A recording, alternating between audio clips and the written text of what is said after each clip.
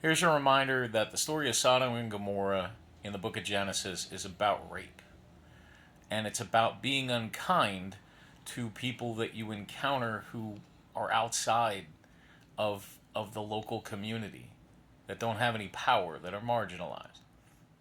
It's interesting that churches that have a lot of rape scandals,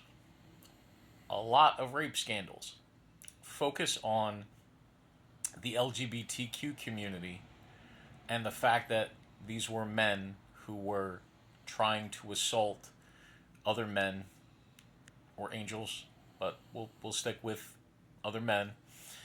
And they look at the fact that it was same sex rather than the fact that it was rape. And these churches, if they were going to take the plank out of their own eye, would look at the systemic issues of sexual harassment, sexual abuse, molestation, that seems to be permeating some of these denominational systems and some of these independent church systems. It's not all churches, you know, but it is a lot of churches. It was the Catholic Church, it was the Baptist Church, it was independent churches like Hillsong and others. Um, Rather than demonizing a community that you see as different than yourself,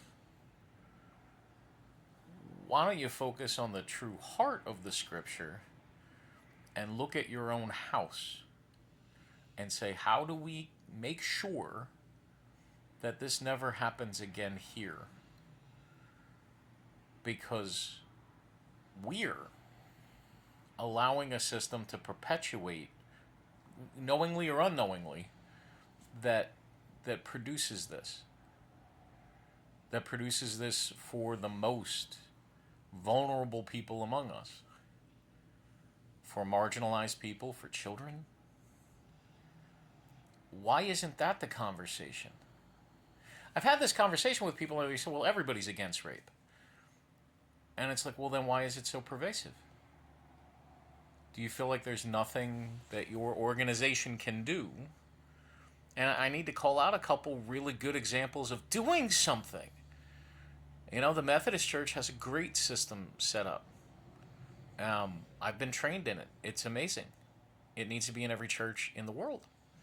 Any church that tries to